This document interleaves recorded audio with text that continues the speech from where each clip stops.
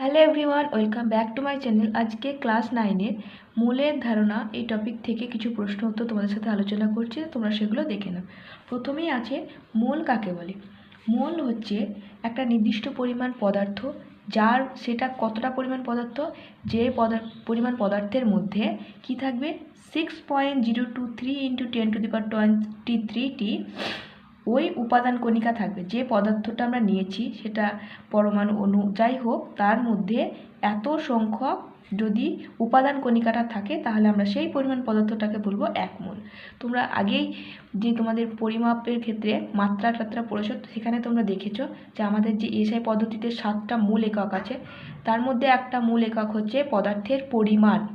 ঠিক আছে, সেই পদার্থের পরিমাণের একক কি? এসআই একক হচ্ছে মোল। মূলের সংকেত হচ্ছে MOL। ওকে, তো মোল হচ্ছে সেই পরিমাণ পদার্থ যার মধ্যে ওই পদার্থটার উপাদান কণিকা, যেমন অণু হতে পারে, পরমাণু হতে পারে, আয়ন হতে পারে, ইলেকট্রন বা প্রোটন হতে পারে, যেটার পরিমাণ কত হবে, যে 6.023 × 10⁻23 এই পরিমাণ যদি ওই উপাদান কণিকা থাকে তাহলে ওই পরিমাণ পদার্থটাকে আমরা বলবো 1 মোল। ঠিক আছে, তাহলে এই যদি একটা পরিমাণ পদার্থ আছে যার মধ্যে 6.023 × 10⁻23টি পরমাণু থাকে, বলবো আমরা 1 মোল পরমাণু। যদি অণু থাকে এতটা পরিমাণ তাহলে বলবো 1 মোল অণু। যদি আয়ন থাকে তাহলে বলবো 1 মোল আয়ন। ঠিক আছে, এরপরে পরমাণু, অণু বা আয়ন এই কথাগুলো কিন্তু লিখতে হবে। ওকে, তাহলে হচ্ছে যে পরিমাণ পদার্থের মধ্যে পদার্থটির প্রাথমিক কণা, যেমন অণু, পরমাণু, আয়ন, ইলেকট্রন, প্রোটন প্রভৃতির সংখ্যা অ্যাভোগাড্রোর সংখ্যা 6.023 × 10⁻23 এর সমান হয়, সেই পরিমাণ পদার্থকে ওই পদার্থের 1 মোল বলা হয়। তাহলে 6.023 × 10⁻23টি যদি অণু থাকে তাহলে আমরা বলবো ওটা 1 মোল অণু।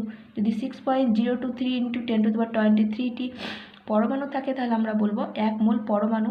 এভাবে মোলকে সংজ্ঞায়িত করে। ঠিক আছে, মোল হচ্ছে অ্যাকচুয়ালি একটা, মোল বলতে বোঝায় গুচ্ছ, যেমন 12টাতে ডজন হয়, সেরকম মোলটাকে বলা হচ্ছে এই পরিমাণ পদার্থের পরিমাণটাকে বলা হচ্ছে মোল।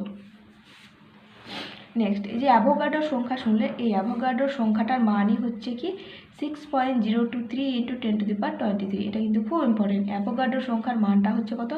6.023 × 10⁻23। অর্থাৎ এত সংখ্যক কোনো অণু, পরমাণু বা প্রোটন, ইলেকট্রন যাই থাকুক, সেই পরিমাণ পদার্থটাকেই বলবো আমরা 1 মোল। ওকে, অ্যাভোগাড্রোর সংখ্যক যদি কোনো অণু, পরমাণু বা প্রোটন, ইলেকট্রন থাকে, সেই পরিমাণ পদার্থটাকে আমরা বলবো ওই পদার্থের 1 মোল। নেক্সট, 1 মোল জলে অণুর সংখ্যা কত? 1 মোল অণু জলে অণুর সংখ্যা কত হবে? আমরা কি বললাম, 1 মোল পরিমাণ কোনো পদার্থে, মানে অণু হোক, পরমাণু হোক, প্রোটন, ইলেকট্রন যাই হোক, তার মধ্যে সেই অ্যাভোগাড্রোর সংখ্যক সেই পরিমাণটা থাকবে। তো সেখানে তাই 6.023 × 10⁻23টি অণু থাকবে। 1 মোল জলে এতটি অণু থাকবে। নেক্সট, গ্রাম পরমাণু বা গ্রাম পারমাণবিক ভর কাকে বলা হয়?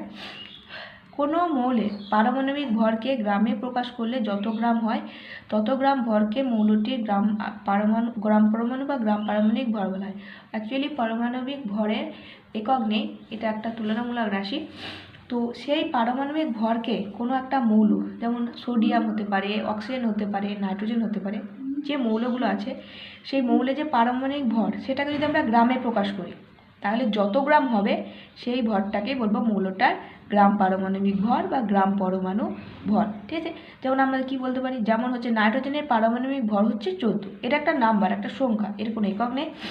এখন 1 গ্রাম পরমাণু নাইট্রোজেন বললে তখন কিন্তু বলতে হবে যে 14 গ্রাম নাইট্রোজেন। ঠিক আছে, দেখো গ্রাম পরমাণু নাইট্রোজেনের ক্ষেত্রে কিন্তু একটা একক চলে আসছে, ওর ভরটা এখানে চলে আসছে গ্রাম এককে, তাহলে 14 গ্রাম হয়ে গেল। নেক্সট হচ্ছে গ্রাম আণবিক ভর বা গ্রাম অণু বা গ্রাম মোল কাকে বলে?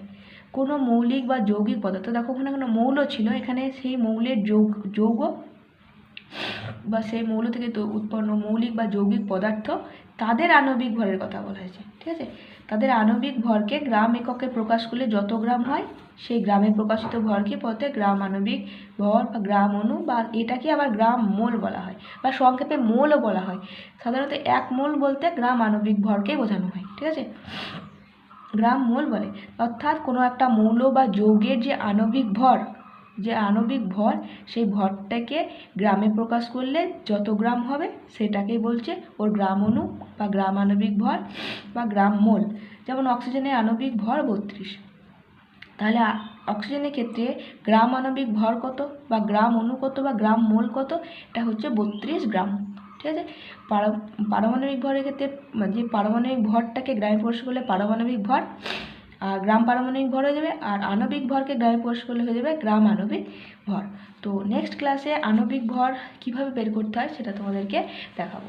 তো আজকে এতটুকুই, দেখা হবে নেক্সট ক্লাসে। ততক্ষণের জন্য তোমরা ভালো থেকো, সুস্থ থেকো। Thanks for watching.